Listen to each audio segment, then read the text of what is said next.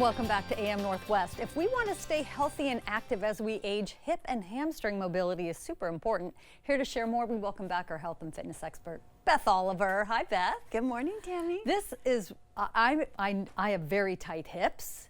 My hamstrings are flexible though. So tell me more. So everything's really connected. So sometimes people think if they're flexible one place, they're going to be flexible or mobile somewhere else. But it all really depends on how the structure of your joint itself and kind of the structure of your soft tissue, like your tendons, ligaments, and muscle. And oftentimes when people think they're tight somewhere, then they focus only on that area, and they try to get into some position that they've seen or heard is good for stretching that area. But you can't really isolate that. You've got to work the body in tandem the way it's designed to work. And so you have to look at both the joints and the soft tissue around the joints. And in order for those to become more, the tissue to become more flexible or stretchy, you've got to get fluid and blood and nutrients and stuff in there. And same with the joints. So what we don't want to do is get ourselves in some position that feels miserable and just sit there and hope that something happens, which is a mistake a lot of people make. Oh yeah, I mean, guilty. Yeah, well, almost everybody is, yeah. So you see your runners after they run and then they're bent over to try to touch their hamstrings and just stay there. In fact, all they're really doing is tightening themselves up. So what we have to do is get the joint mobile so the tissue can react around it. So that means movement. Okay, so you're going to take us through a movement flow that's good for mobility in the hips and the hamstrings. And also really the knees and the ankles, which we forget about sometimes, that those need to be mobile too. Okay, so if you're at home and you have flexible clothes on, get up and do this with us. So we're going to actually start on the ground. And what we'll do, Tammy, is we'll take our left leg on top like a figure four. And one of the things I want you to notice right away is we're not going to be lazy in any part of our body. So we're going to push through the heel. We're going to use our fingertips to prop our spine, and we're actively pushing the thigh bone down. So our viewers can see that I'm not just sitting here, I'm actively pushing down. So the first thing I'm doing is activating that hip to open. So that's a hip opener. And then we turn our fingertips towards our hips. We draw our leg in underneath, and we actually lift our rear end up and squeeze the hips in toward the heel. So now I'm getting some compression in my ankle and my knee, which is good for the joints. I'm continuing to press my thigh open, and now I slide my hips back where we started, but I fold forward, so now I'm getting into the hamstring on that long bottom leg. Then I come up. I pull my leg in, so now I'm moving my hip in the opposite direction. Okay, so now we're going to do that again, Tammy. We're going to do it with a little bit more feeling of flowing. So we press down. Press you got down. it. We lift and compress. We keep pressing the thigh open. Like this that move. feels good, doesn't it? Yes. Hips back.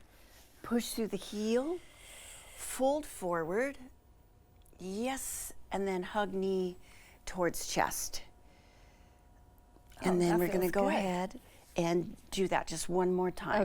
Press down.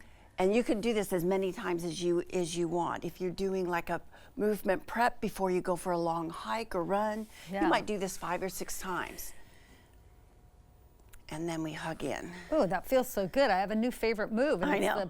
It's my favorite too. Yeah, that's so great. So now we're going to come into a 90-90 position. So now our right leg is in front. So just switch them around. So we're going to 90-90 just means there's like a 90-degree angle and more or less 90-degree angle. So we're going to press the shin bone down. We're going to bring the back heel to the front heel. And then we're going to circle back, knee to ground, toes up in the air.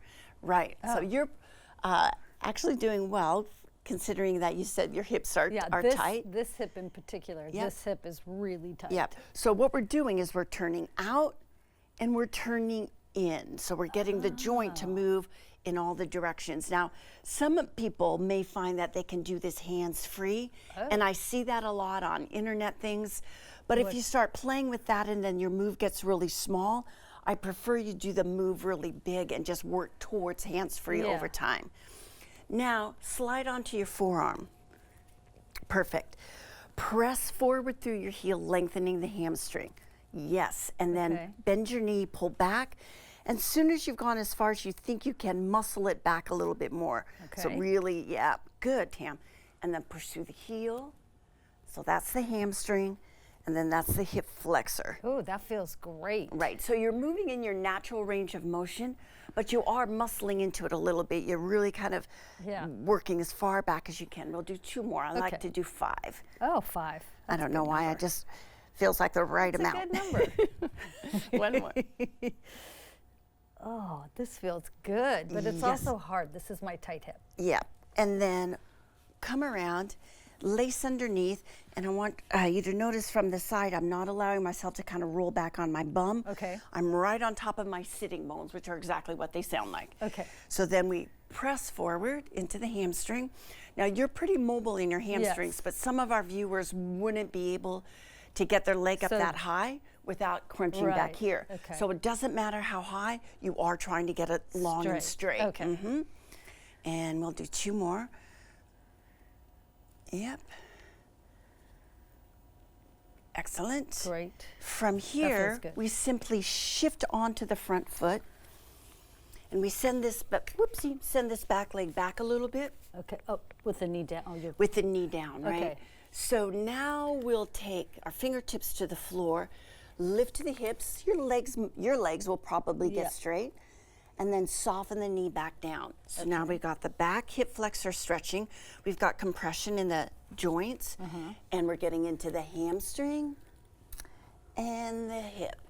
And again, I want people to feel a sensation of stretching, but I don't want them to feel strain. So you have to kind of discern that sweet spot where it feels good, but doesn't make you feel like you'd like to tear your hair out. Yeah. And we'll do because one more. that doesn't do any good. It doesn't do any good at all.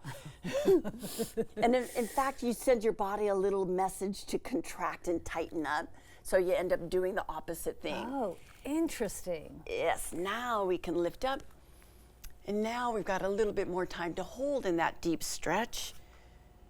And then from there, we can straighten the back leg long enough to sweep the leg around and get into what some people call swan or some people call pigeon. Okay.